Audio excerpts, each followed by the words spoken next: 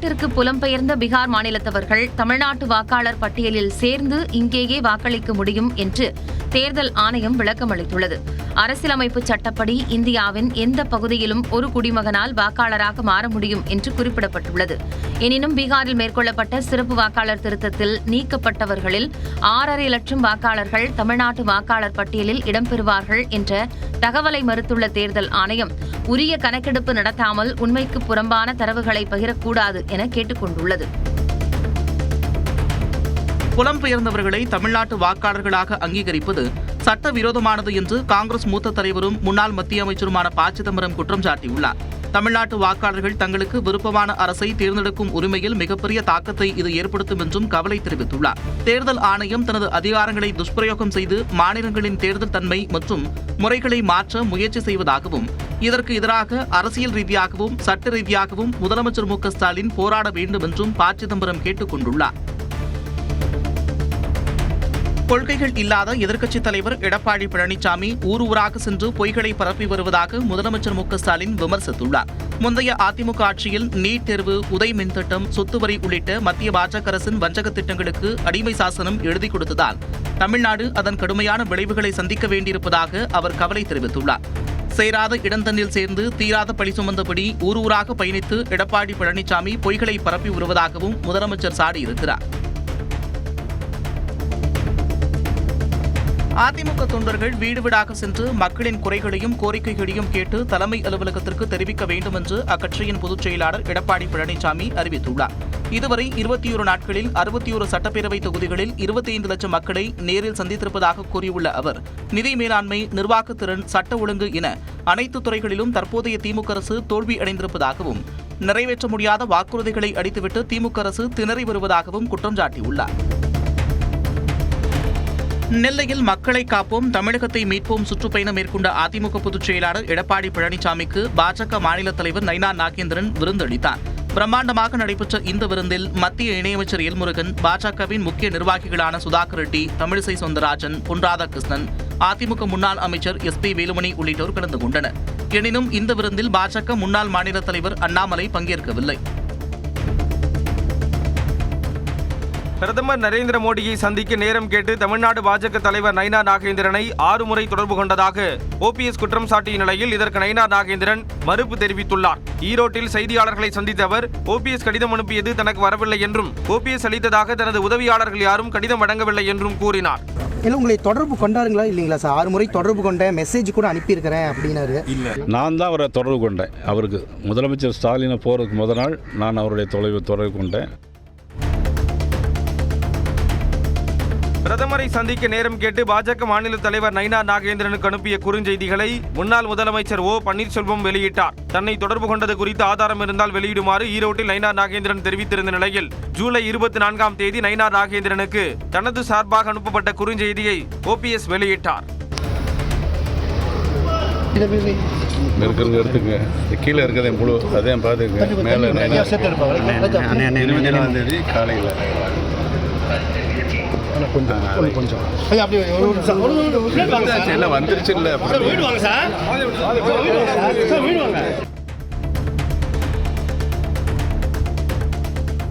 OPS வெளியிட்ட ஆதாரங்கள் குறித்து விளக்கம் அளிக்குமாறு எழுப்பிய கேள்விக்கு நயினா நாகேந்திரனை பதிலளிக்க விடாமல் முன்னாள் மாநில தலைவர் அண்ணாமலை அழைத்துச் சென்றது சலசலப்பை ஏற்படுத்தியுள்ளது. நயினா நாகேந்திரனை தனது தரப்பில் தொடர்பு கொண்டது குறித்த குறுஞ்செய்தியை OPS வெளியிட்டார். அது குறித்து செய்தியாளர்கள் கேள்வி எழுப்பிய நிலையில் நயினா நாகேந்திரனை பேச விடாமல் அண்ணாமலை அழைத்துச் சென்றார். பிரதமரை சந்திக்கிறதுக்கு உங்களுக்கு குறுஞ்செய்தி அனுப்பியிருக்காரு.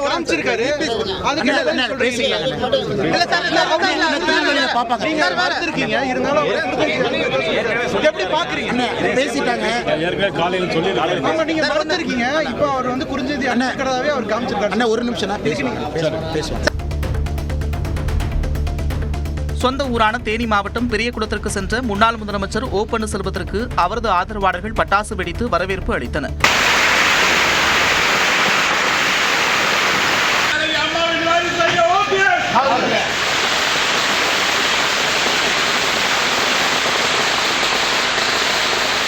இதனிடையே கூட்டணி குறித்து தக்க நேரத்தில் முடிவெடுக்கப்படும் என்பதால் அது குறித்து யாரும் கருத்து கூற வேண்டாம் என்று தனது ஆதரவாளர்களுக்கு O. பன்னீர்செல்வம் வேண்டுகோள் விடுத்துள்ளார்.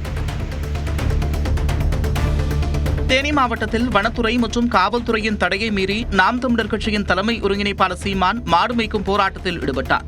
மோடிநாயக்கனூர் அருகே உள்ள முந்தல் பகுதியிலிருந்து 1000க்கும் மேற்பட்ட மாடுகளை குரங்கணி மலைச்சாலையில் உள்ள அடவுப்பாறை பகுதிக்கு மாடு வளர்ப்போர் அழைத்து சென்றனர். இதனையடுத்து கையில் கம்புடன் அங்கு சென்ற சீமான் வனப்பகுதியில் சிறிது தூரம் மாடுகளை மேய்ச்சலுக்கு அழைத்து சென்றார். தடுப்புகளை உடைத்துக் கொண்டு நாம் தமிழர் கட்சியினர் மாடு மேய்க்கும் போராட்டத்தில் ஈடுபட்டதால் பரபரப்பான சூழல் நிலவியது. போராட்ட அறிவிப்பை ஒட்டி காவல்துறையினர் குவிக்கப்பட்டு தடுப்புகள் அமைக்கப்பட்ட நிலையில் நாம் தமிழர் கட்சியினர் தடுப்புகளை மீறி சென்றனர்.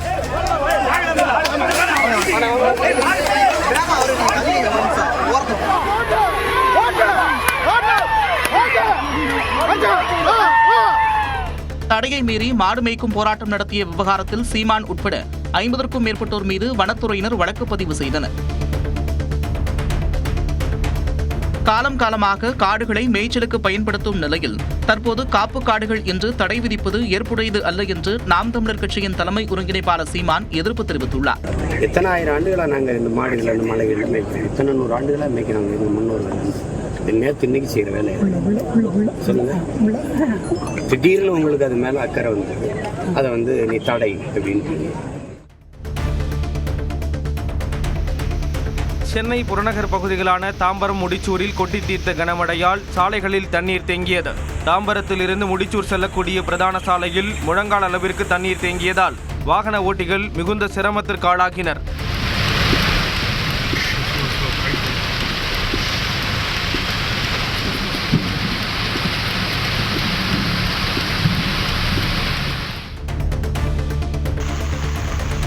செங்கல்பட்டு மாவட்டத்தில் மறைமலை நகர், திருக்கழுக்குன்றம், மாமல்லபுரம், திருப்போரூர் சுற்றுவட்டார பகுதிகளில் பெய்த கனமழையால் வெப்பம் தணிந்தது.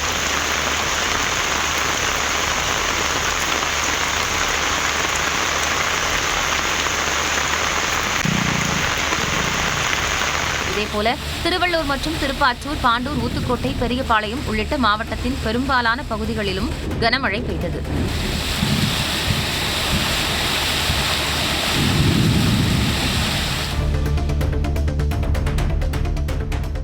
நீலகிரி மற்றும் கோவை மாவட்ட மலைப்பகுதிகளில் இன்று மிக கனமழைக்கு வாய்ப்பு இருப்பதாகவும் நாளை அதிகனமழை பெய்யக்கூடும் என்றும் வானிலை ஆய்வு மையம் தெரிவித்துள்ளது.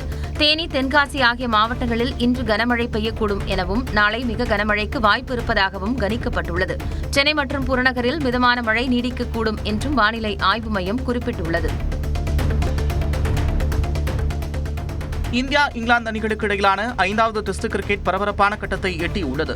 374 ரன்கள் எடுத்தால் வெற்றி என்ற இலக்குடன் விளையாடி வரும் இங்கிலாந்து அணி 4ஆம் நாளான நேற்று 6 விக்கெட்டுகளை இழந்து 339 ரன்கள் எடுத்திருந்தபோது மழையால் ஆடுகளம் ஈரப்பதமாக இருந்ததால் ஆட்டம் முன்கூட்டியே முடித்துக் கொள்ளப்பட்டது. இன்றைய கடைசி நாளில் இங்கிலாந்து வெற்றி பெற 35 ரன்கள் மட்டுமே தேவை என்னும் நிலையில் 4 விக்கெட்டுகள் மட்டுமே எஞ்சியிருப்பதால் இந்திய அணியும் வெற்றியை எதிர்நோக்கியுள்ளது. டெல்லியில் குடியரசுத் தலைவர் திரௌபதி முர்முவை பிரதமர் மோடி சந்தித்து ஆலோசனை நடத்தினார். சுதந்திர தின விழா கொண்டாட்டம், ஆபரேஷன் சிந்தூர், வாக்காளர் பட்டியல் தீவிர சிறப்பு திருத்தம், குடியரசு துணைத் தலைவர் தேர்தல் உள்ளிட்ட பல்வேறு முக்கிய விவகாரங்கள் குறித்து இருவரும் ஆலோசனை நடத்தியதாக தகவல் வெளியாகியுள்ளது. உத்தரப்பிரதேசத்தில் கால்வாயில் பொலிரோ வாகனம் கவிழ்ந்த விபத்தில் 11 பக்தர்கள் உயிரிழந்தனர். லக்னோவை அடுத்த கோண்டா பகுதியிலிருந்து 15 பக்தர்களை ஏற்றிக்கொண்டு பிருத்விநாத் கோயிலுக்கு சென்ற பொலிரோ வாகனம் சரையு கால்வாய் பாலத்தில் சென்றபோது கட்டுப்பாட்டை இழந்து விபத்துக்குள்ளானது. இதில் 11 பக்தர்கள் உயிரிழந்த நிலையில் 4 பேர் உயிருடன் மீட்கப்பட்டனர். விபத்தில் உயிரிழந்தவர்களின் குடும்பத்தினருக்கு இரங்கல் தெரிவித்த முதலமைச்சர் யோகி ஆதித்யநாத் தலா 5 லட்சம் ரூபாய் நிவாரணம் அறிவித்துள்ளார். உத்தரப்பிரதேசத்தில் கொட்டி தீர்த்த கனமழையால் இடுப்பளவு தேங்கிய நீரில் புகழிடம் தேடி அலையும் நிலைக்கு மக்கள் தள்ளப்பட்டுள்ளனர். சசூர் கதேரி ஆற்றில் வெள்ளப்பெருக்கு ஏற்பட்ட நிலையில் பிரயாக்ராஜ், கரேலாபாக் பகுதிகளில் வெள்ள நீர் தேங்கியது. வீடுகளில் தேங்கிய நீரை வாளி உள்ளிட்டவற்றை கொண்டு வெளியேற்றும் பணியில் மக்கள் ஈடுபட்டனர்.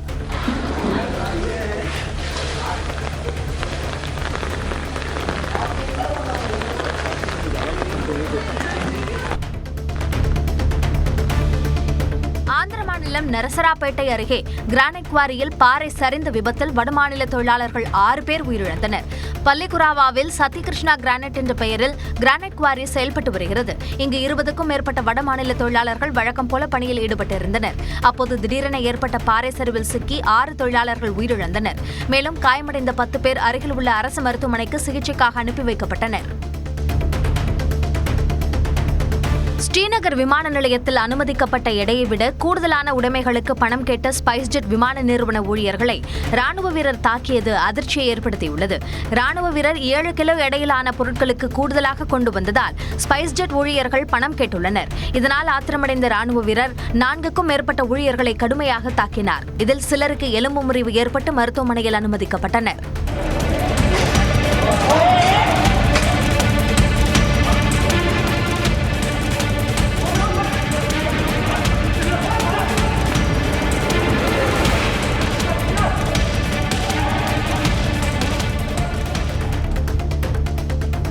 மறைந்த நகைச்சுவை நடிகர் மதன் பாபின் உடல் சென்னை பெசநகர் மின்மயானத்தில் தகனம் செய்யப்பட்டது. தமிழ், தெலுங்கு, மலையாளம், ஹிந்தி என பல்வேறு மொழிகளில் நடித்து பிரபலமான மதன் பாப் புற்றுநோய் காரணமாக சனிக்கிழமை மாலை உயிரிழந்தார். பொதுமக்கள் அஞ்சலிக்காக வைக்கப்பட்ட மதன் பாபின் உடல் ஊர்வலமாக எடுத்துச் செல்லப்பட்டு தகனம் செய்யப்பட்டது.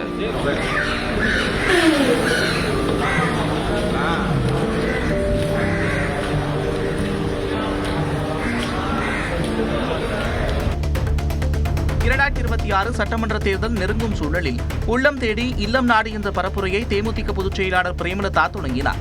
கும்மிடிப்பூண்டி முதல் கன்னியாகுமரி வரை பரப்புரை செய்ய திட்டமிட்டுள்ள அவர் முன்னதாக கோயம்பேட்டில் உள்ள விஜயகாந்த் நினைவிடத்தில் மரியாதை செலுத்தினார்.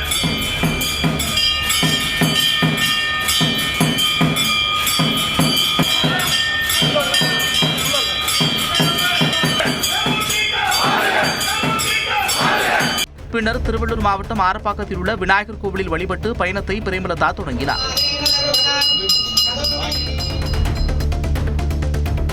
தமிழ்நாட்டில் சட்ட ஒழுங்கு பாதிக்கப்பட்டுள்ளதாக விமர்சித்த தேமுதிக பொதுச் செயலாளர் பிரேமலதா பாலியல் வன்முறைகள் அதிகரித்துவிட்டதாக குற்றம் சாட்டியுள்ளார். திருவள்ளூர் மாவட்டம் மாதர்பாக்கத்தில் பரப்புரை மேற்கொண்ட பிரேமலதா வரும் ஜனவரி மாதம் கூட்டணி குறித்து அறிவிப்பதாக கூறினார். பெண்களுக்கும் ஆண்களுக்கும் இளைஞர்களுக்கும் நல்லது நடக்கின்ற, அவர்களுக்கு நல்லதொரு எதிர்காலத்தை உருவாக்கின்ற ஒரு நல்ல கூட்டணியை தான் இந்த முறை நம்ம நிச்சயமாக அமைக்க போகிறோம் என்பதை இந்த நேரத்தில் உறுதியாக உங்களுக்கு சொல்றேன். அதிமுகவில் இருந்து விலக உள்ளதாக வெளியான தகவலுக்கு மறுப்பு தெரிவித்துள்ள முன்னாள் அமைச்சர் ஜெயக்குமார், உடல் மண்ணுக்கு உயிர் அதிமுகவிற்கு என கூறியுள்ளார். ஸ்டாலினுக்கு தெரியும் நான் மானஸ்தான் சொல்லிட்டு, ஸ்டாலினுக்கு தெரியும் நான் மானஸ்தான் சொல்லிட்டு, யார் வீட்டு முன்னாடியும் போய் பதவிக்காக நின்னால் ஜெயிக்குமாறு கிடையாது. ஏன்னா காலை வரல அண்ணா திமுக ரத்தம் தான். உடல் மண்ணுக்கு உயிர் அனைத்து இந்திய அண்ணா திராவிட முன்னேற்ற கழகத்திற்கு. திண்டுக்கல் மாவட்டம் கொடைரோடு அருகே அம்மைநாயக்கனூரில் திமுக கவுன்சிலர் மற்றும் அரசு பள்ளி தலைமை ஆசிரியை தம்பதி வீட்டில் 75 சவரன் நகை 2.5 லட்சம் ரூபாய் பணம் கொள்ளையடிக்கப்பட்டது. ஆடிப்பெருக்கு விழாவிற்காக மகளின் வீட்டிற்கு இருவரும் சென்றிருந்தபோது கொள்ளை சம்பவம் நடந்த நிலையில் இது தொடர்பாக காவல்துறையினர் வழக்கு பதிவு செய்து விசாரணை மேற்கொண்டுள்ளனர். ஈரோடு மாவட்டம் அரச்சலூரில் தீரன் சின்னமலையின் நினைவு தினத்தையொட்டி நடைபெற்ற பேரணியில் இளைஞர்கள் இடையூறு விளைவிக்கும் வகையில் ஈடுபட்டனர். விடுதலை போராட்ட வீரர் தீரன் சின்னமலையின் 220வது நினைவு தினம் அனுசரிக்கப்பட்ட நிலையில் மாநிலம் முழுவதும் பல்வேறு இடங்களில் அவரது உருவப்படத்திற்கு மரியாதை செலுத்தப்பட்டது. இந்த நிலையில் ஈரோட்டில் பேரணியில் கலந்து கொண்ட இளைஞர்கள் பைக்குகள் மீது நின்றும் கார்களில் தொங்கிக் கொண்டும் ரேஸில் ஈடுபட்டதால் மக்களுக்கு இடையூறு ஏற்பட்டது.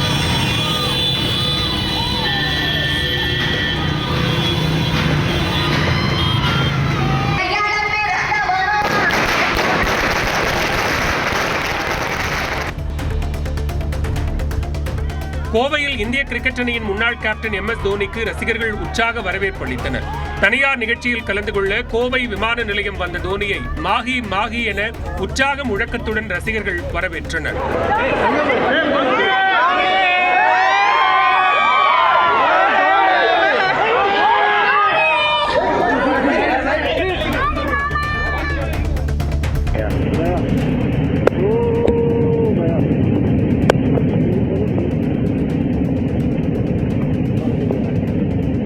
இமாச்சல பிரதேசத்தில் மேக வெடிப்பால் பெய்த பெருமழையால் நீர்மின் திட்டப் பணிகள் நடைபெற்று வரும் இடம் கடுமையாக சேதமடைந்தது. திடீர் வெள்ளப்பெருக்கால் லகாடோவிலிருந்து சுவாடி பகுதிக்கு செல்லும் சாலையில் சென்ற வாகனங்கள் தண்ணீரில் அடித்து செல்லப்பட்டது.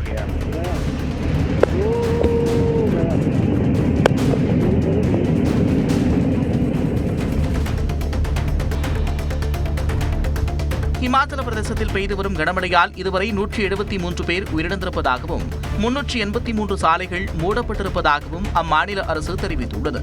அங்கு கடந்த சில நாட்களாக நிலச்சரிவு, கனமழை, திடீர் வெள்ளம், சாலை துண்டிப்பு என பொதுமக்களின் இயல்பு வாழ்க்கை முடங்கியுள்ளது.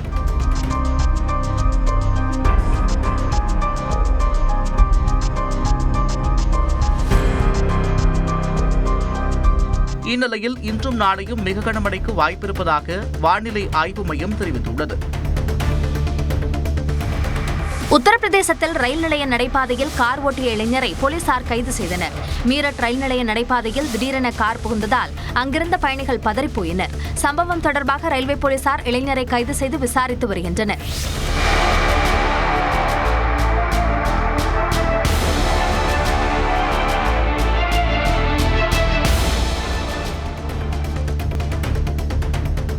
ரஷ்யாவில் 600 ஆண்டுகளுக்கு பின் முதன்முறையாக எரிமலை வெடித்து சிதறியது.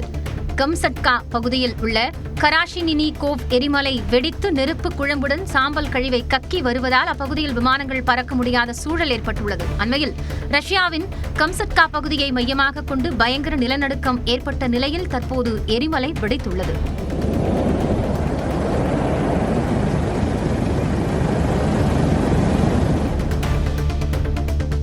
நெதர்லாந்தில் கால்வாய்களில் அணிவகுப்பு விழா களை கட்டியது. ஆம்ஸ்டர்டாமில் உள்ள கால்வாய்களில் பாரம்பரிய உடை அணிந்து இசை மற்றும் நடன நிகழ்வுகளில் கலைஞர்கள் ஈடுபட்டனர். மேலும் ஸ்கூபா டைவிங், வாட்டர் ஜெட் உள்ளிட்ட நீர் விளையாட்டுகளில் ஈடுபட்டு மக்கள் மகிழ்ந்தனர்.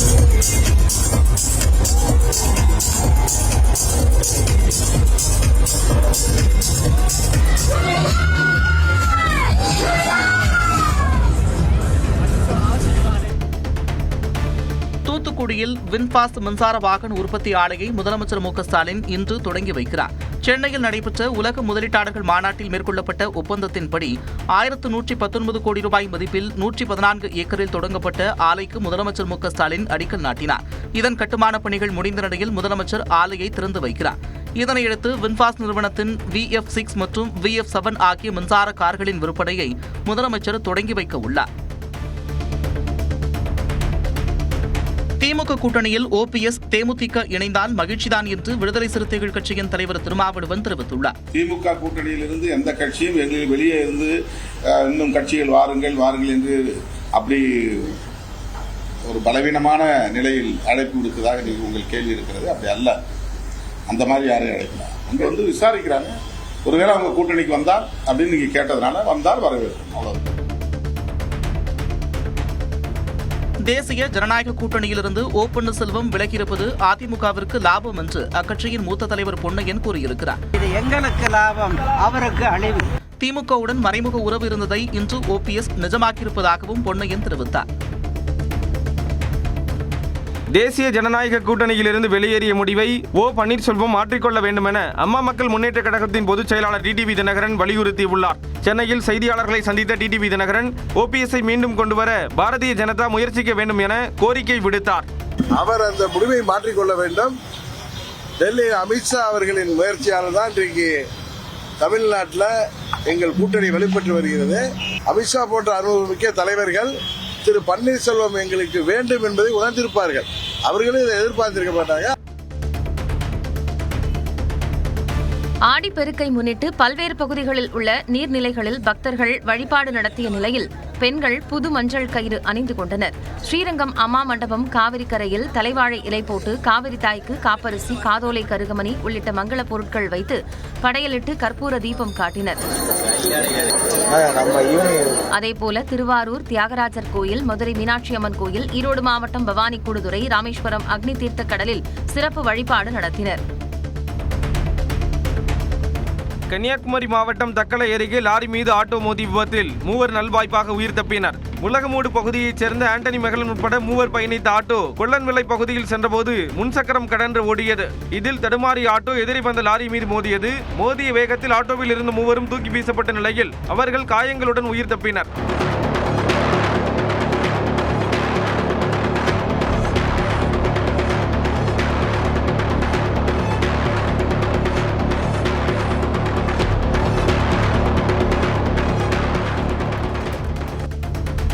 திருப்பூர் மாவட்டம் அவிநாசி அருகே வளர்ப்பு நாய் கடித்து தடுப்பூசி போடாமல் இருந்த இளைஞர் உயிரிழந்தார். மடத்துப்பாளையத்தைச் சேர்ந்த சஞ்சய் என்பவரை அவரது வளர்ப்பு நாய் 3 மாதத்திற்கு முன்பு கையில் கிடைத்துள்ளது. இதனை சஞ்சய் பொருட்படுத்தாமல் அலட்சியப்படுத்தி தடுப்பூசி போடாமல் இருந்திருக்கிறார்.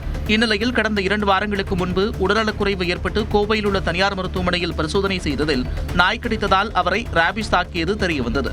இதன் பிறகு கோவை அரசு மருத்துவக் கல்லூரி மருத்துவமனையில் தனிப்பிரிவில் அனுமதிக்கப்பட்ட சஞ்சய் சிகிச்சை பலனளிக்காமல் உயிரிழந்தார். திருப்பத்தூர் மாவட்டம் வாணியம்பாடி அருகே நடைபாதை மேம்பாலம் உடைந்து விழுந்ததில் 10க்கும் மேற்பட்டோர் காயமடைந்தனர். கொடையாட்சி கிராமத்தில் நடைபெற்ற ஆடிப்பெருக்கு விழாவை ஒட்டி பாலாறு பகுதியில் உள்ள கோவிலுக்கு ஏராளமான பக்தர்கள் குவிந்தனர். அப்போது அதிகமானோர் பாலத்தை கடக்க முயன்றதால் பாரம் தாங்காமல் அந்த நடைபாலம் திடீரென உடைந்து விழுந்தது.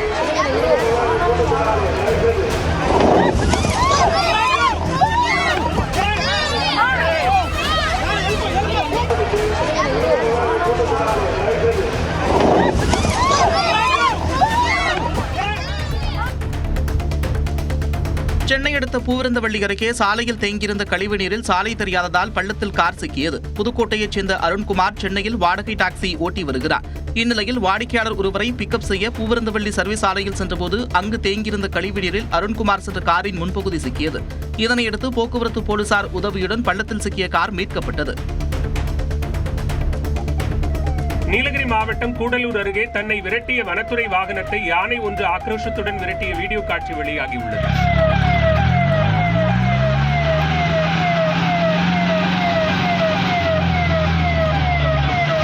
செம்பக்கொல்லி பகுதிகளில் சுற்றித் திரிந்த யானையை வனத்துறையினர் விரட்டிச் சென்றனர். அப்போது நீண்ட தூரம் சாலையிலேயே ஓடிய யானை ஒரு கட்டத்தில் திரும்பி வனத்துறையினர் வாகனத்தை அதிவேகமாக ஆக்ரோஷத்துடன் விரட்டியது. சுதாரித்துக் கொண்ட வனத்துறையினர் வாகனத்தை பின்னோக்கி இயக்கி தப்பித்தனர். உலகளவில் இன்ஸ்டாகிராம் பயன்படுத்துபவர்களின் எண்ணிக்கையில் இந்தியா தொடர்ந்து முதலிடத்தில் நீடிக்கிறது. உலகில் அதிகபட்சமாக இந்தியாவில் மட்டும் 43 கோடிக்கும் அதிகமானோர் இன்ஸ்டாகிராம் பயன்படுத்துவதாக தெரிவிக்கப்பட்டுள்ளது.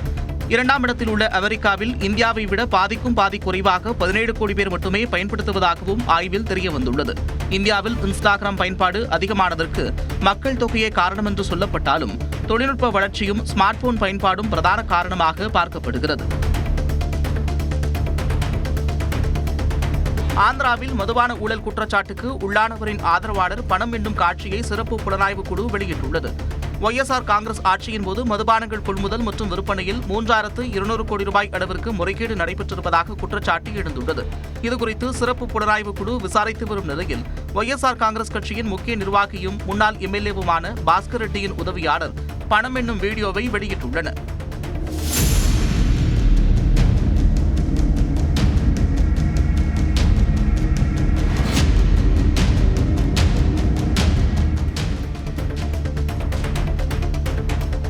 தெலுங்கானா மாநிலம் ஹைதராபாத்தில் திருமணத்தை மீறிய உறவில் இருந்த கணவனையும் அவரது காதலியையும் கையும் களவுமாக பிடித்த மனைவி காவல் நிலையத்தில் ஒப்படைத்தார். குமார் என்பவர் மௌனிகா என்ற பெண்ணுடன் முறை தவறிய உறவில் இருந்ததாக கூறப்படுகிறது. இதனை அறிந்த அவரது மனைவி கணவனை ரகசியமாக கண்காணித்ததுடன் மௌனிகா வீட்டிற்கு சென்று இருவரையும் பிடித்து தர்மடி கொடுத்து காவல் நிலையத்தில் ஒப்படைத்தார்.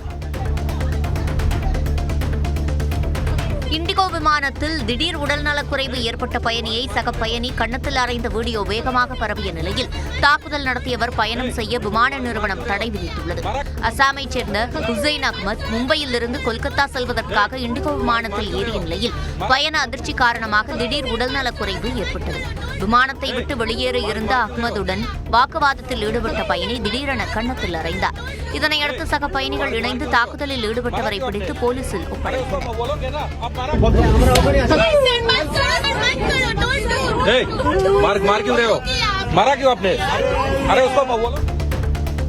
ஹார்லி டேவிட்சன் நிறுவனம் ஆரம்ப கட்ட விலையிலான பைக்கை அறிமுகப்படுத்த திட்டமிட்டுள்ளது. புதிய ஸ்பிரிண்ட் மாடல் வகையிலான பைக்கை 2026ஆம் ஆண்டு அறிமுகப்படுத்த உள்ளதாகவும் முதலில் அமெரிக்காவில் விற்பனையை தொடங்கி பின்னர் உலகம் முழுவதும் விரிவுபடுத்த திட்டமிட்டுள்ளதாகவும் தெரிவித்துள்ளது. இந்த பைக்கின் விலை அமெரிக்காவில் $6,000, அதாவது இந்திய மதிப்பில் 5,20,000 ரூபாய் என நிர்ணயம் செய்யப்பட்டுள்ளது.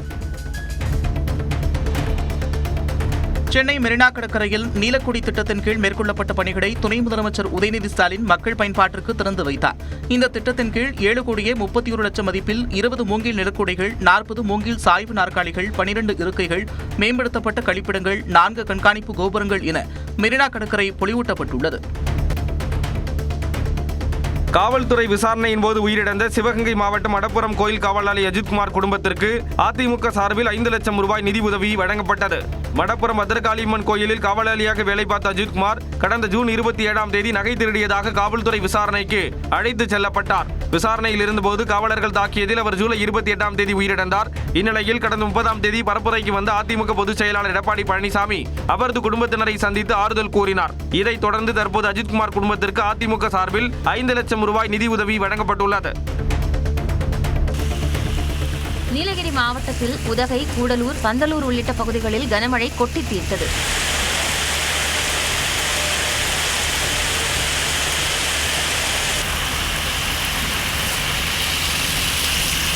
தருமபுரி மாவட்டத்தில் நல்லம்பள்ளி, பாப்பிரெட்டிப்பட்டி, ஒட்டப்பட்டி உள்ளிட்ட பகுதிகளில் மழை வெளுத்து வாங்கியது.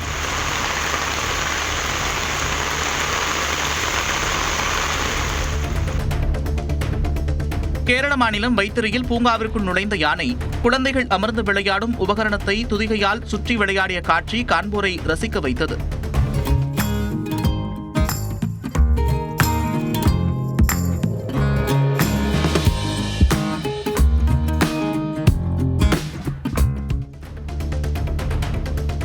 தஞ்சையில் வயலுக்கு சென்ற கணவன் மனைவி மின்வெளியில் சிக்கி உயிரிழந்த சம்பவம் சோகத்தை ஏற்படுத்தியுள்ளது.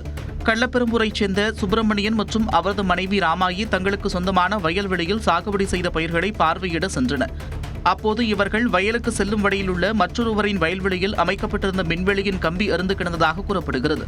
இது தெரியாமல் சுப்பிரமணியன் மற்றும் ராமாயி இரும்பு வேலி மீது கை வைத்ததால் மின்சாரம் தாக்கி இருவரும் சம்பவ இடத்திலேயே உயிரிழந்தனர். வேலூர் மாவட்டம் குடியாத்தம் அருகே அனுமதியின்றி நாட்டு துப்பாக்கிகளை வைத்திருந்த தந்தை மகன் உட்பட 6 பேர் கைது செய்யப்பட்டனர். காந்திநகர் கல்லேரி பகுதியில் போலீசார் கொட்டகை ஒன்றில் சோதனை செய்தபோது 2 நாட்டு துப்பாக்கிகளை பறிமுதல் செய்தனர். இது தொடர்பாக சின்னப்பன், ஆறுமுகம், ஏழுமலை ஆகியோரை போலீசார் கைது செய்தனர். இதனையடுத்து அவர்களிடம் நடத்திய விசாரணையின் அடிப்படையில் மோர்தனா பகுதியைச் சேர்ந்த மனோகரன், ஏரியூர் பகுதியைச் சேர்ந்த பவுனு, அவரது மகன் சதாசிவம் ஆகியோரும் நாட்டு துப்பாக்கி பயன்படுத்தியது தெரியவந்தது. இதனையடுத்து 6 பேரையும் கைது செய்த போலீசார் அவர்களிடமிருந்து 4 நாட்டு துப்பாக்கிகளை பறிமுதல் செய்தனர். புதுச்சேரி காரைக்காலில் திருமணமான 3 மாதத்தில் பெண் தூக்கிட்டு தற்கொலை செய்து கொண்ட நிலையில் வரதட்சணை கேட்டு கொடுமைப்படுத்தியதாக பெண்ணின் பெற்றோர் புகார் அளித்துள்ளனர். வரிசைக்குடியைச் சேர்ந்த ஹேமா என்பவருக்கும் செல்வமுத்துக்குமரன் என்பவருக்கும் கடந்த ஏப்ரல் மாதம் திருமணம் நடைபெற்றது. திருமணத்திற்கு பிறகு பெங்களூருவில் இருவரும் வசித்து வந்த நிலையில் ஹேமாவை வரதட்சணை கேட்டு செல்வமுத்துக்குமரன் கொடுமைப்படுத்தியதாக கூறப்படுகிறது. இந்த நிலையில் ஆடி மாதத்தையொட்டி தனது வீட்டிற்கு சென்ற ஹேமா அங்கு தற்கொலை செய்து கொண்டார். இந்த நிலையில் தங்களது மகளை கணவர் செல்வமுத்துக்குமரன் வரதட்சணை கேட்டு தற்கொலைக்கு தூண்டியதாக ஹேமாவின் பெற்றோர் புகார் அளித்துள்ளனர். பெரம்பலூர் மாவட்டம் குன்னம் அருகே வெளிநாட்டில் உயிரிழந்த கணவரின் உடலை மீட்டுத் தரக்கோரி கண்ணீர் மல்க அமைச்சரிடம் பெண் ஒருவர் மனு அளித்தார். வடக்கலூரைச் சேர்ந்த சக்திதாசன் கடந்த 2.5 ஆண்டுகளாக மலேசியாவில் உணவகத்தில் பணியாற்றி வந்த நிலையில் உடல்நலக்குறைவால் உயிரிழந்ததாக கூறப்படுகிறது. இந்த நிலையில் தனது கணவரின் உடலை மீட்டு தமிழகம் கொண்டுவர நடவடிக்கை எடுக்க வேண்டும் என்று அவரது மனைவி காவேரி போக்குவரத்துத்துறை அமைச்சர் சிவசங்கரை நேரில் சந்தித்து மனு வழங்கினார். சேலம் மாவட்டம் தம்மம்பட்டி அருகே ஆடிப்பெருக்கையொட்டி வீரபத்திரன் சுவாமிக்கு ஊரணி பொங்கல் வைத்தும் தலையில் தேங்காய் உடைத்தும் பக்தர்கள் வழிபட்டனர். கொண்டையம்பள்ளி கிராமத்தில் உள்ள வீரபத்திரன் சுவாமி கோயில் வளாகத்தில் ஆண்கள் மற்றும் பெண்கள் தங்கள் தலையில் தேங்காய் உடைத்து நேர்த்திக்கடனை செலுத்தினர். முன்னதாக வீரபத்திரன் சுவாமிக்கு ஊரணி பொங்கல் வைத்தும் பக்தர்கள் வழிபட்டனர்.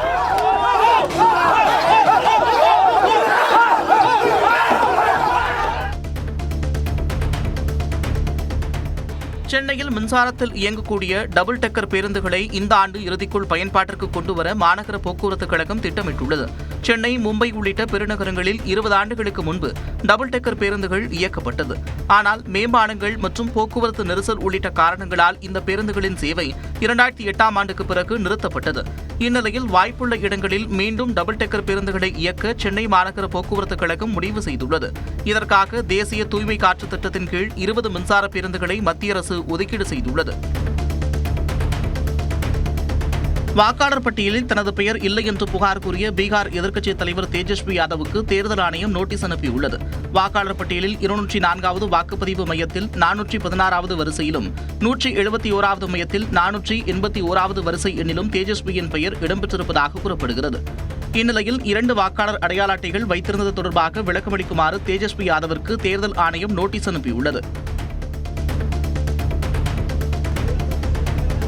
மகாராஷ்டிராவில் கேளிக்கை விடுதியை ராஜ் தாக்கரேவின் மகாராஷ்டிர நவநிர்மாண் சேனா கட்சியினர் அடித்து நொறுக்கினர். சத்ரபதி சிவாஜி உள்ளிட்டோர் வாழ்ந்த புண்ணிய பூமியில் ஆடல் பாடல் ஆபாசத்திற்கு அனுமதி இல்லை என கூறி நவி மும்பையில் இருந்து விடுதியின் கண்ணாடி உள்ளிட்டவற்றை அடித்து நொறுக்கினர்.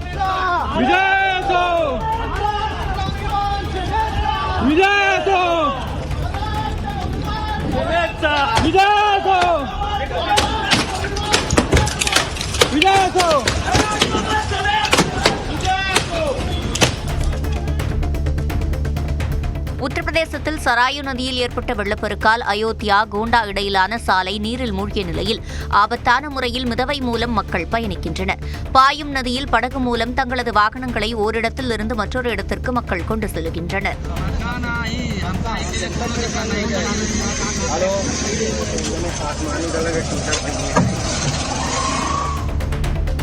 உத்தரப்பிரதேசத்தில் பெட்ரோல் போட்டுவிட்டு பணம் கொடுக்காமல் வாகன ஓட்டி தப்பிச் சென்ற சிசிடிவி காட்சி வெளியாகியுள்ளது. ஹத்ராஸ் அடுத்த ஜலேசர் சாலையில் உள்ள பங்கில் காருக்கு பெட்ரோல் போட்ட நபர் ஊழியர் கவனிக்காத நேரம் பார்த்து பம்புடன் தப்பிச் சென்றார். பங்க் ஊழியர் அளித்த புகாரை தொடர்ந்து வாகன ஓட்டியை போலீசார் தேடி வருகின்றனர்.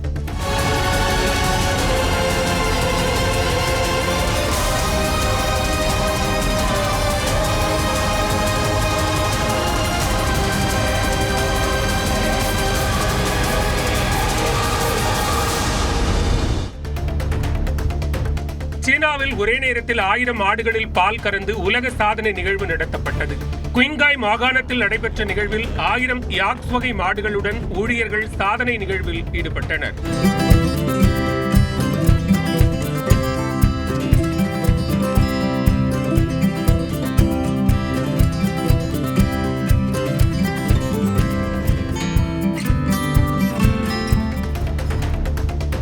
கோவை மாவட்டம் வால்பாறையிலிருந்து அதிரப்பள்ளி செல்லும் சாலையில் சென்ற சுற்றுலா பயணியின் காரை தாக்கிய யானையால் பரபரப்பு ஏற்பட்டது. தமிழக கேரள எல்லையில் அமைந்துள்ள அதிரப்பள்ளி நீர்வீழ்ச்சி அருகே தும்பூர் முழி என்ற இடத்தில் சாலையில் நின்ற ஒற்றை யானை அவ்வழியாக வந்த காரை ஆக்ரோஷமாக முட்டி தாக்கியது.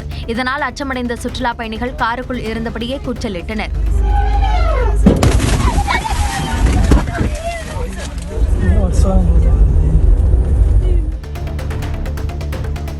வார விடுமுறையை ஒட்டி உலக புகழ்பெற்ற நாகை வேளாங்கண்ணியில் சுற்றுலா பயணிகளின் கூட்டம் அலைமோதியது. வார விடுமுறை மற்றும் ஆடிப்பெருக்கு விடுமுறையை ஒட்டி வேளாங்கண்ணியில் குவிந்த ஏராளமான சுற்றுலா பயணிகள் வேளாங்கண்ணி பேராலயம், பழைய மாதா கோவில், நடுத்திட்டு விடியற்காலை விண்மீன் ஆலயம், கடை வீதி, அருங்காட்சியகம் உள்ளிட்ட பல்வேறு இடங்களை கண்டு ரசித்தனர்.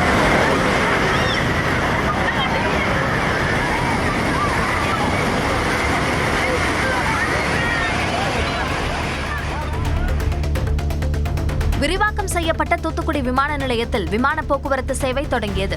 தூத்துக்குடியில் 886 ஏக்கர் பரப்பளவில் 452 கோடி ரூபாய் செலவில் விரிவாக்கம் செய்யப்பட்ட விமான நிலையத்தை கடந்த மாதம் 26ஆம் தேதி பிரதமர் நரேந்திர மோடி திறந்து வைத்தார். இந்த நிலையில் விமான நிலையத்தில் சேவைகள் தொடங்கிய நிலையில் சென்னையிலிருந்து தூத்துக்குடி வந்த பயணிகளுக்கு ரோஜாப்பூ கொடுத்து இனிப்பு வழங்கி விமான நிலைய ஊழியர்கள் வரவேற்றனர். நெல்லை பாளையங்கோட்டையில் ஆணவ கொலை செய்யப்பட்ட ஐடி ஊழியர் கவினின் தந்தைக்கு துப்பாக்கி ஏந்திய காவல்துறை பாதுகாப்பு வழங்கப்பட்டுள்ளது. ஐடி ஊழியர் கவின் கடந்த 27ஆம் தேதி கொலை செய்யப்பட்டார். காதல் விவகாரத்தில் கொலை செய்ததாக பெண்ணின் சகோதரர், அவரது தந்தையான காவல் உதவி ஆய்வாளர் ஆகியோர் கைது செய்யப்பட்டனர். அதனைத் தொடர்ந்து அவரது பெற்றோருக்கு பாதுகாப்பு இல்லை எனவும் காவல்துறை பாதுகாப்பு வேண்டும் எனவும் அரசியல் தலைவர்களும் சமூக அமைப்பினரும் அரசுக்கு கோரிக்கை விடுத்து வந்தனர். இந்நிலையில் கவினின் தந்தை சந்திரசேகருக்கு துப்பாக்கி ஏந்திய போலீஸ் பாதுகாப்பு வழங்கப்பட்டுள்ளது. வார விடுமுறையை கழிக்க கொடைக்கானலில் குவிந்த சுற்றுலா பயணிகள் மலைப்பகுதியில் நிலவக்கூடிய இதமான காலநிலையை அனுபவித்து மகிழ்ந்தனர். பில்லர் ராக், குணா குகை, பைன்மரச்சோலை, மோயர் சதுக்கம் உள்ளிட்ட பல்வேறு சுற்றுலா தலங்களில் அவ்வப்போது தவழ்ந்து செல்லும் மேக கூட்டங்களையும் சுற்றுலா பயணிகள் கண்டு ரசித்தனர். வெள்ளி நீர்வீழ்ச்சி, வட்டக்கானல் உள்ளிட்ட அருவிகளில் சீராக கொட்டி வரும் நீரின் முன்பாக நின்று சுற்றுலா பயணிகள் செல்ஃபி மற்றும் புகைப்படம் எடுத்துக் கொண்டனர். திண்டுக்கல் முத்தழகுப்பட்டியில் 300 ஆண்டுகள் பழமையான புனித செபஸ்தியார் தேவாலயத்தில் சிறப்பு திருப்பலியுடன் திருவிழா வெகு விமர்சையாக நடைபெற்றது. புனித செபஸ்தியாரின் திருவுருவம் பொறித்த கொடியினை விழாக்குழுவினர் முத்தழகுப்பட்டியில் உள்ள வீதிகளில் ஊர்வலமாக சென்று தேவாலயம் வந்தடைந்தனர். பின்பு கொடிக்கு புண்ணிய தீர்த்தங்கள் தெளிக்கப்பட்டு சிறப்பு திருப்பலியானது நடைபெற்றது. 100 அடி உயரமுள்ள கொடிக்கம்பத்தில் தேவகிருபை பாடல்கள் ஒலிக்க வெண்புறாக்கள், வண்ண வண்ண கலர் பலூன்கள் பறக்க விடப்பட்டு கொடியானது அசைந்து அசைந்து கொடிக்கம்பத்தில் ஏற்றப்பட்டது. கோவில்பட்டி நெல்லை 4 வழிச்சாலையில் விபத்தில் சிக்கியவர்களை தமிழக பாஜக தலைவர் நைனா நாகேந்திரன் மீட்டு மருத்துவமனைக்கு அனுப்பி வைத்தார். ஈரோட்டிலிருந்து நெல்லைக்கு சென்று கொண்டிருந்த பாஜக மாநில தலைவர் நைனா நாகேந்திரன் நெல்லை அருகே காட்டானங்குளம் பகுதியில் விபத்தில் சிக்கிய முதியவர் மற்றும் அவரது குடும்பத்தினரை மீட்டு மருத்துவமனைக்கு அனுப்பி வைத்தார்.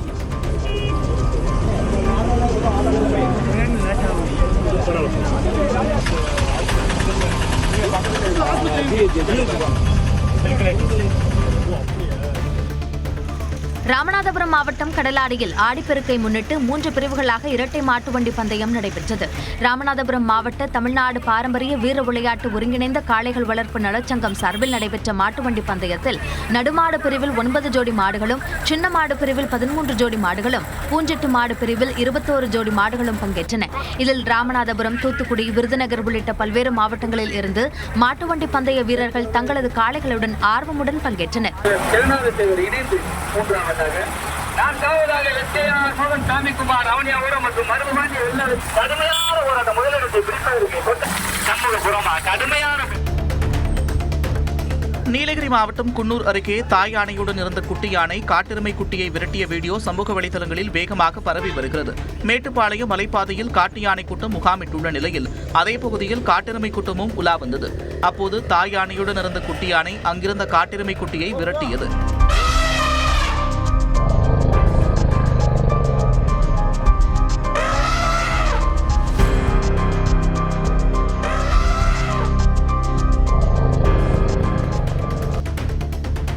ஒடிஷா மாநிலத்தில் பல நூறு கோடி ரூபாய் மோசடி செய்த வழக்கில் தேடப்பட்டு வந்த நபரை கரூரில் சிபிஐ போலீசார் கைது செய்தனர். பெங்களூருவில் இயங்கி வந்த தனியார் நிதி நிறுவனம் 100 கோடி ரூபாய்க்கு மேல் மோசடி செய்ததாக கூறப்படும் வழக்கை சிபிஐ விசாரித்து வருகிறது. வழக்கில் நிதி நிறுவனத்தின் கூடுதல் இயக்குநர் பொறுப்பில் இருந்த கோவையைச் சேர்ந்த சிவக்குமாரை போலீசார் தேடி வந்தனர். இந்த சூழலில் அவருக்கு எதிராக ஒடிஷா நீதிமன்றம் பிடியாணை பிறப்பித்த நிலையில் கரூரில் பதுங்கியிருந்தவரை சிபிஐ போலீசார் கைது செய்தனர். கோவையில் தனியாக வசித்து வந்த பெண்ணுடன் பழகியபோது எடுத்த புகைப்படங்களை காட்டி மிரட்டி பணம் பறித்ததாக ஒருவரை போலீசார் கைது செய்தனர். கோவையைச் சேர்ந்த 40 வயது பெண்ணின் ஐடி நிறுவனத்தில் ஈரோடு மாவட்டத்தைச் சேர்ந்த அருண்குமார் வேலை பார்த்து வந்துள்ளார். அப்போது இருவருக்கும் இடையே திருமணத்தை மீறிய உறவு ஏற்பட்டதாக கூறப்படுகிறது. இந்நிலையில் அருண்குமார் அந்த பெண்ணுடன் தனிமையில் இருந்த புகைப்படங்களை காட்டி மிரட்டி பணம் பறித்ததாக கூறப்படுகிறது. இதுகுறித்து அந்த பெண் அளித்த புகாரின் பேரில் அருண்குமார் கைதாகியிருக்கிறார். இந்நிலையில் பிணையில் வெளியே வந்த அருண்குமார் மீண்டும் சில மாதங்கள் கழித்து அந்த பெண்ணை தொடர்பு கொண்டு மிரட்டியதாக கூறப்படும் நிலையில் மீண்டும் கைது செய்யப்பட்டார். நெல்லையில் ஐடி இளைஞர் கவின் ஆணவ கொலை செய்யப்பட்டதற்கு கண்டனம் தெரிவித்துள்ள நடிகை சனம் ஷெட்டி இதுபோன்ற குற்றங்கள் நடைபெறாத வகையில் சட்டம் கடுமையாக்கப்பட வேண்டும் என்றும் கூறியுள்ளார். தைரியமா முன் வந்து பேசுங்க. உயிர் பயத்துல பிளாக்மெயில் பண்ணாங்கன்னு சொல்லி எனக்கும் அவங்களுக்கு சம்பந்தமே கிடையாது, நான் அது சொன்னேன், நான் இது சொன்னேன், கம்பி கட்டுற கதையெல்லாம் உட்காந்து வீடியோல பேசுறது தெரியும். அப்பாவி பையனை இப்படி கொலை செஞ்சிருக்காங்களேன்னு பரிதாபத்தோட நீங்க பேசின மாதிரி தெரியவே இல்லையே. கொடூர குற்றங்களுக்கு ஒரு சொல்யூஷன் இல்லாம சுத்திக்கிட்டு இருக்கோமே. டெல்லியில் ஆண் நண்பருடன் இணைந்து காதல் கணவரை கொன்று காணவில்லை என்று நாடகமாடிய மனைவி உள்பட 2 போலீசார் கைது செய்தனர். அலிப்பூரைச் சேர்ந்த சோனியா பிரீத்தம் பிரகாஷ் என்பவரை காதலித்து திருமணம் செய்து கொண்டார். இந்நிலையில் தன்னை அடித்து கொடுமைப்படுத்திய பிரீத்தமை கொலை செய்ய திட்டமிட்ட சோனியா இதற்காக தனது ஆண் நண்பர் ரோஹித் மற்றும் தன் தங்கையின் கணவர் விஜயுடன் இணைந்து திட்டத்தை அரங்கேற்றினார். சடலத்தை ஹரியானாவில் கழிவுநீர் வடிகாலில் வீசிய நிலையில் ஏறத்தாழ ஓராண்டாக விசாரணை நடத்திய போலீசார் உயிரிழந்த பிரீத்தமின் செல்போன் சிக்னல் மூலம் சோனியா மற்றும் ரோஹித்தை கைது செய்தனர். உத்தரப்பிரதேசத்தில் அடுக்குமாடி குடியிருப்பின் படிக்கட்டுகள் இடிந்து விழுந்ததால் 30க்கும் மேற்பட்டோர் வீடுகளுக்குள் சிக்கிக் கொண்டனர்.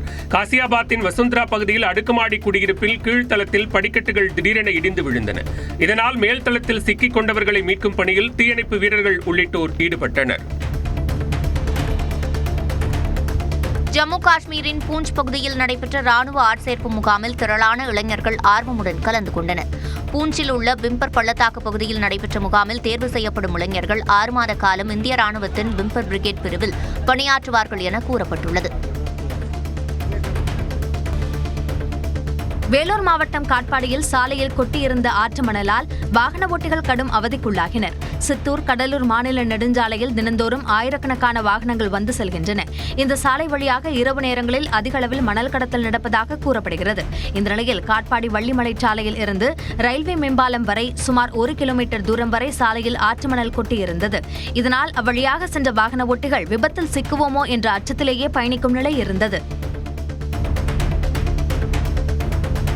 புதுக்கோட்டை மாவட்டம் கோட்டைப்பட்டினத்தில் இருந்து கடலுக்கு மீன்பிடிக்க சென்ற மீனவர் கடலில் தவறி விழுந்து உயிரிழந்தார். கோட்டைப்பட்டினத்தைச் சேர்ந்த அருளானந்தம் என்பவருக்கு சொந்தமான விசைப்படகில் மலைசாமி, முருகன், குமார் உள்ளிட்ட 4 மீனவர்கள் மீன்பிடிக்க சென்றனர். அப்போது மலைசாமி என்ற மீனவர் விசைப்படகிலிருந்து எதிர்பாராத விதமாக தவறி கடலில் விழுந்துள்ளார். இதையடுத்து அவரை கடலில் குதித்து மீட்ட சக மீனவர்கள் அவருக்கு முதலுதவி சிகிச்சை அளித்து பார்த்தபோது அவர் உயிரிழந்தது தெரியவந்தது. தஞ்சாவூர் மாவட்டம் கும்பகோணம் அருகே பயணிகளுடன் சென்ற அரசு பேருந்து மின் கம்பத்தின் மீது மோதியதால் பேருந்தின் கதவு, படிக்கட்டுகள் உடைந்தன. கும்பகோணத்திலிருந்து ஜெயங்கொண்டம் சென்ற அரசு பேருந்து பாலக்கரை அருகே சென்றபோது எதிரே வந்த வாகனத்தின் மீது மோதாமல் இருக்க அதனை ஓட்டுநர் ஓரம் கட்டிய போது மின் கம்பத்தின் மீது மோதியது. இதில் பேருந்தின் பின்புற கதவு, படிக்கட்டுகள் உடைந்து சேதமடைந்தன. இதனால் பேருந்தில் இருந்த பயணிகள் அலறி அடித்துக் கொண்டு கீழே இறங்கினர். திருவள்ளூர் மாவட்டம் திருத்தணி அருகே மாநில நெடுஞ்சாலையில் புளிய மரத்தில் சொகுசு கார் மோதியதில் ஒரு பெண் உட்பட 3 பேர் உயிரிழந்தனர். நாமக்கலைச் சேர்ந்த கண்ணகி, ஸ்டாலின், சம்பத் ஆகியோர் நல்லாடூர் கிராமத்தில் உறவினர் துக்க நிகழ்ச்சிக்கு சென்றுவிட்டு சொகுசு காரில் வீடு திரும்பிக் கொண்டிருந்தனர். அப்போது வேலூர் செல்லும் மாநில நெடுஞ்சாலையில் எஸ்பி கண்டிகை அருகே சென்றபோது சொகுசு கார் புளிய மரத்தில் மோதி கண்ணகி உட்பட 3 பேரும் நிகழ்விடத்திலேயே உயிரிழந்தனர். விழுப்புரம் போக்குவரத்து பணிமனையில் ஓட்டுநர் மற்றும் நடத்துனர் உடலில் டீசலை ஊற்றிக்கொண்டு விளக்கு கோபுரத்தின் மீது ஏறி தற்கொலைக்கு முயன்றதால் பரபரப்பு ஏற்பட்டது. விழுப்புரத்தில் இருந்து பமாத்திரிப்பேட்டை வரை செல்லும் பேருந்தின் ஓட்டுநர் குபேர், நடத்துனர் பாலசுந்தரம் ஆகிய இருவரும் அசோகபுரி பகுதியில் பேருந்தை நிறுத்திவிட்டு தேநீர் அருந்தியுள்ளனர்.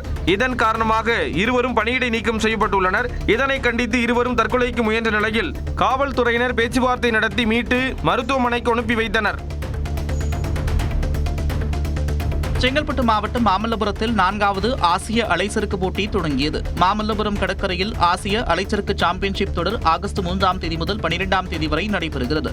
இதில் 19 நாடுகளைச் சேர்ந்த 102 வீரர், வீராங்கனைகள் மற்றும் 40 குழுக்களைச் சேர்ந்த அதிகாரிகள் பங்கேற்கின்றனர். இந்நிலையில் இதன் தொடக்க விழாவில் ஆசிய சர்பின் கூட்டமைப்பின் பொதுச் செயலாளர் குமியாபி, தமிழ்நாடு விளையாட்டு மேம்பாட்டு ஆணையத்தின் உறுப்பினர் செயலர் மேகநாதன், செங்கல்பட்டு மாவட்ட ஆட்சியர் ஸ்னேகா உள்ளிட்டோர் கலந்து கொண்டனர்.